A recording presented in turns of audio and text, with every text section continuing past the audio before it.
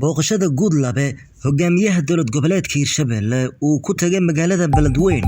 ee xarunta gobolka Hiiraan waxa ay ahayd arrin si weyn loogaga shaqeeyay marka la eego talaabooyinkii xigay iyo kuwii ka horeeyaba ka hor inta uusan tagin magaaladaasi ka hor daawade inta aanan guda galin warbixinta waxaanu ka codsanaynaa inaad like saarto page-ka oo aadna soo follow garayso si aysan ku seegin wararka aan sida joogtada halkan ugu soo baahino muddo sanad iyo bilooyin kadib hogaamiyaha dowlad goboleedka Hirshabelle Cali Cabdullaahi Xuseen Guudlaabe waxa uu suura gashay tagista magaalada Beledweyne iyadoo ammaanka magaaladaasi si weyn loo xaqiijiyay kumanaan kamid ah ciidamada militariga Soomaaliya iyo qeybaha booliiska ee sida gaarka u tababaran ayaa xaqiijiyay ammaanka magaaladaas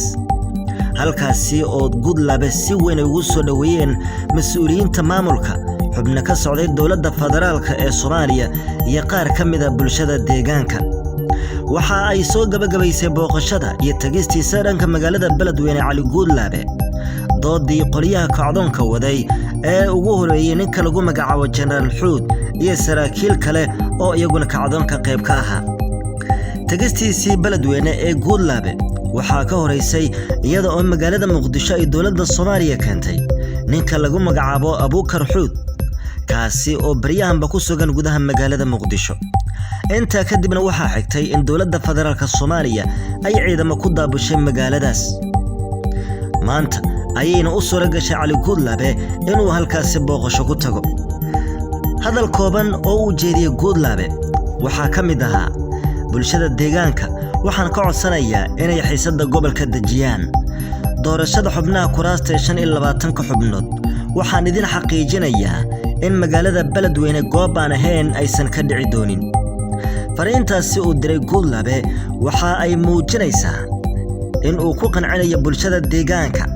kuraasta taala magaalada Beledweyne aan loo wadin dhanka magaalada Jowhar isla qodobkan waxa uu sidoo kale meesha ka saaray damaci iyo rabitaankii xubnaha siyaasiyiinta mucaaradka iyo qaar kamid ah hogaamiyaasha dowlad goboleedyada ee iyagu doonayay in doorashada xubnaha kuraasta golaha shacabka kaliya lagu soo koobo min hal deegaan dowlad goboleed kasta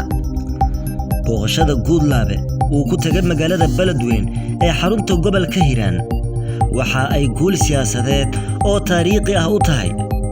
madaxweynaha waqti xaleedka uu ka sii dhamaaday mudane Maxamed Cabdullaahi Farmaajo iyo jamaahiirta nabad iyo nolol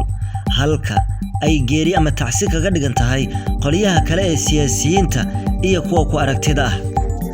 magaalada Beledweyne waxa ka soconaya waqtigani kulamo uu Guudlaabe la leeyahay qeybaha bulshada iyo siyaasiyiinta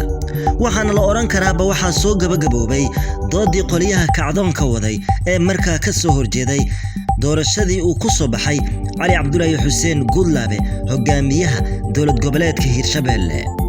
wixii ka soo kordhay arrimaha magaalada Beledweyne ee xarunta gobolka Hiiraan waxaad kula socon doontaan wararka xiga ee isha ku haya Saanka TV page-ka like inoo saara soo follow gareeyay si aad ula socotaan wararkan sida joogtada halkan ugu soo baahino